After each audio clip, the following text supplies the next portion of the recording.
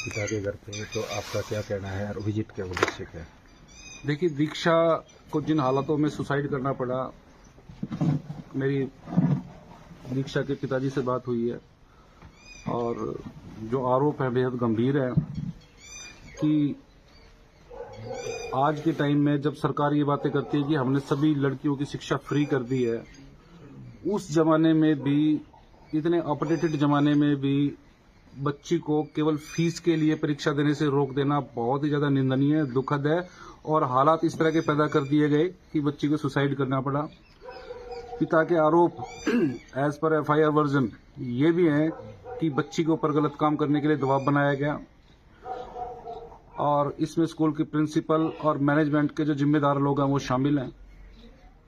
इस कॉलेज के जो प्रेसिडेंट है, सिटिंग एमएलए हैं, उनके ऊपर भी गंभीर आरोप हैं।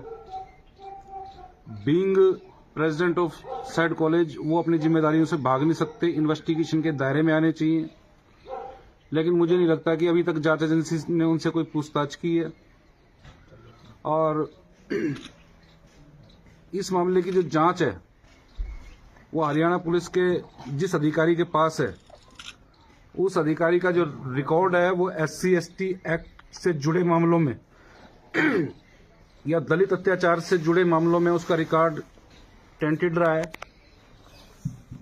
बहुत सारे सच्चे मामलों को दबाव के अंदर, जातीय विद्वेष के अंदर उस अधिकारी द्वारा खारिज किया गया है और उसी अधिकारी को अब इनका मामला सौंप दिया गया है। उससे ईमानदारी से की गई जांच की हमको कोई उम्मीद नहीं है।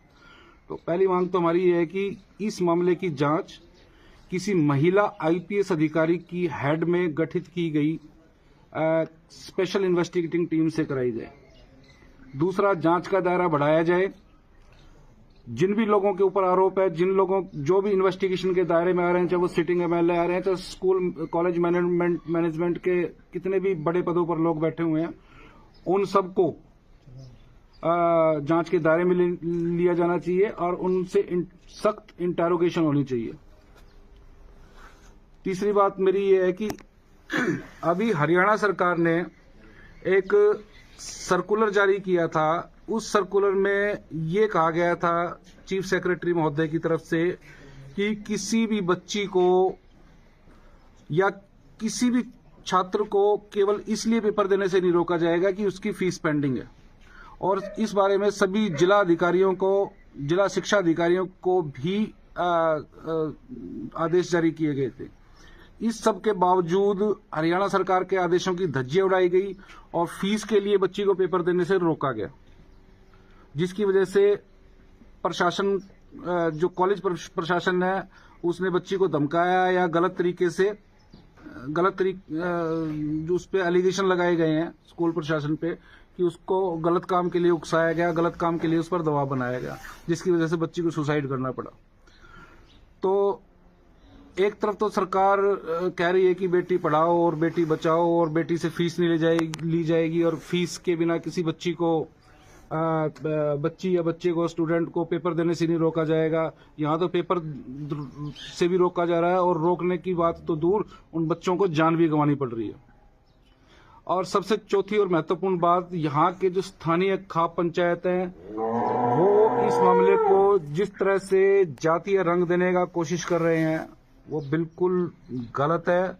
यहाँ की जाति विशेष की जो खाप पंचायतें हैं, और खाप पंचायतों के बारे में सोशल मीडिया पे लिखा जाता है, बड़ी अच्छी अच्छी बातें लिखी जाती है कि खाप पंचायत जो होती है वो हमेशा पीड़ित की मदद के लिए तैयार खड़ी रहती है, महिलाओं के लिए तैयार खड़ी रहती हैं, महिलाओं की मदद के लिए, दलित पीड़ितों के लिए तैयार खड़ी रहती हैं। लेकिन मैंने देखा है कि इस मामले में भी और भी बहुत सारे मामले में ये जो खाप पंचायतें हैं जो स्पेशल बिरादरी की है, ये केवल अपनी बिरादरी के जो आरोपी होते हैं इनको पनाह देने के लिए, इनको बचाने के लिए, रोड जाम करने के लिए, थानों में इकट्ठा होने के लिए अपनी लोगों की भीड़ का इस्तेमाल करते हैं। और ये खाप पंचायत, जो भी खाप पंचायत अब जिनकी स्टेटमेंट आई थी, ये इन्होंने एक तरह का प्रशासन को, पुलिस को, सरकार को थ्रेट किया है कि अगर इस केस में आरोपियों को नहीं छोड़ा गया, दूसरे आरोपियों से इंटेरोगेशन करनी नहीं छोड़ी गई, तो हम ये कर देंगे, वो कर देंगे। ये एक तरह से थ्रेट है। वो कहते हैं कि हमारी बिरादरी के लोगों को क्राइम करने की लिबर्टी दी जाए, आजादी दी जाए। तो ये तो बिल्कुल गलत है। इसके लिए तो बिल्कुल भी आज के टाइम में जब कॉन्स्टिट्यूशन का राज चल रहा है, इस तरह की स्टेटमेंट्स बिल्कुल भी स्वीकार्य नहीं है। दूसरा, जो खाप पंचायत के नुमाइंदे हैं वो सरेआम एससी कम्युनिटी के लिए, एक तो इतना बड़ा दलित अत्याचार का ऑलरेडी केस हो रखा है, एक लड़की को सुसाइड करनी पड़ी।